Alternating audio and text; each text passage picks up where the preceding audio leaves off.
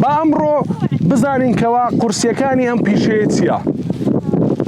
یەک لەوە خاصیەتانەی کە دەبێ ئەنجامی بدەیت پێش دەست پێکردن ئەویش بەستنی کەمامەیە یاخود خۆت دەمامک بدەیت، چونکە تۆزێکی ئەوەندە ناخۆشی هەیە بچێتە ناو قورکتەوە دەبێتە ئەساسیە و هەروەک ئەوانەی ئێرە بەبێ پێڵاو کارەکە دەکەم چونکە دەڵێن ناخۆشە کە کایەکە دەکەتە ناو پێڵاوەکە.